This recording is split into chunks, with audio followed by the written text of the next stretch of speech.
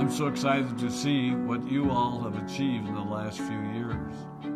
Your growth has been incredible, and I'm grateful for all of your hard work and sacrifice.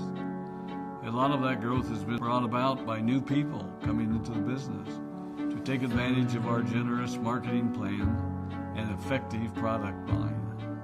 So I thought I would take just a moment of your time to share with you a little bit about where Forever came from and where Forever is going.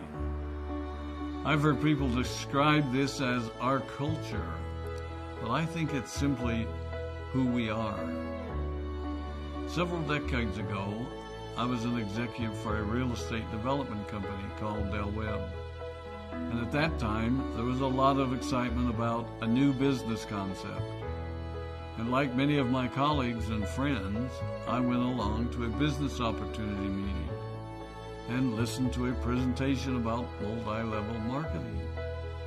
I immediately fell in love with the concept that people would be motivated to help each other and be able to make a living doing so. It's a beautiful thing when you think about it. Although I was enjoying my career, I didn't think that I was contributing as much as I wanted, or as much as I could, to improve the well-being of the people around me. Inspired by the concept of people helping one another, I set out to write a marketing plan that is almost identical to the one that we use today. As I developed it, I had two goals. One was to pay the highest bonuses possible and still be able to run a company effectively. Two, to build a plan that would motivate and encourage people to keep working. I wanted a plan to reward those that remain active and engaged. I love the concept of a royalty income. However, I believe that it's good for our souls to work hard. People who work hard are happier. Of course, if you work hard, you should play hard. And that was one of my motivational factors in starting Forever Resorts. It was to give people the opportunity to spend time with their loved ones and experience the wonder of nature. Next time we're together, maybe I can tell you more about my passion for our resorts, our rare animals, and spectacular natural resources. So, with the marketing plan prepared, I needed to find a product. And we searched around and looked at different opportunities. I was passionate about finding something that was effective, consumable, and that we knew would not be a fad. During my search, I met a group of doctors who had developed a method of stabilizing aloe vera. They convinced me of its efficacy, and we began testing the product, and were amazed by the results.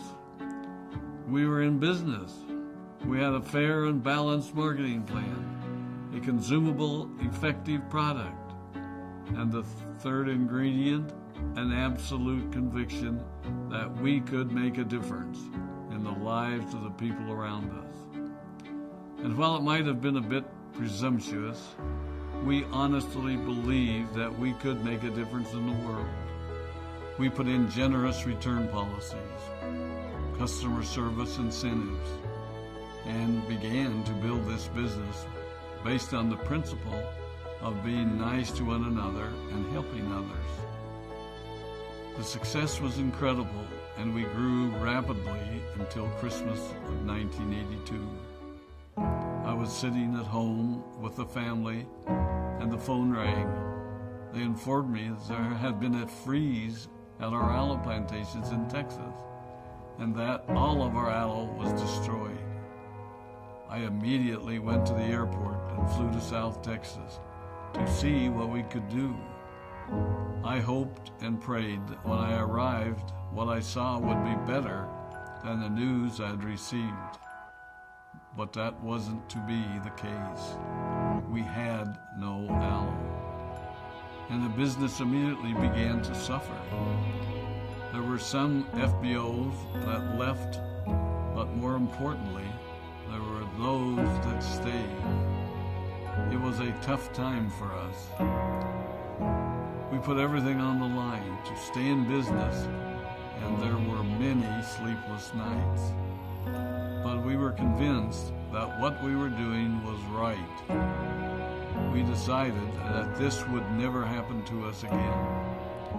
We flew out to the Dominican Republic and purchased as much land as we could and began planting aloe in one of the safest weather zones in the world. In addition to the acres of plantations in the Dominican Republic, we now have plantations in Mexico and South Texas. It was a tough lesson to learn. But during the tough times, we became stronger and we grew the most. We grow roots that strengthen us and help us to overcome the challenges and obstacles that life throws at us. I have learned that solid principles and core beliefs do not have a sell-by date. It is never old-fashioned or out of style to be nice to each other, to honor your commitments, and to treat people how you would wish to be treated.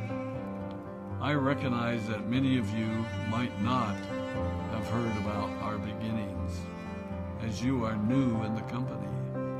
I am thrilled that you're part of our forever family, but I ask you to be mindful of the foundation upon which this company has been built. Forever was built on the principles of paying the highest bonuses possible, providing the most effective and highest quality of product, and empowering people to serve one another. There are no shortcuts to success in our business. Of course, the speed at which we reach certain levels may vary, but the fundamental principles remain unchanged and will remain unchanged as we continue our journey over the next 4 decades and longer. There will be times when a pathway will open up to you that will tempt you to take a shortcut, to buy a little more product than you may need, to make a purchase in someone else's name, or other ways in which we are tempted to give up what we want most for what we want now. Never forget that you're a part of something special, a business that has been built upon taking the road less traveled.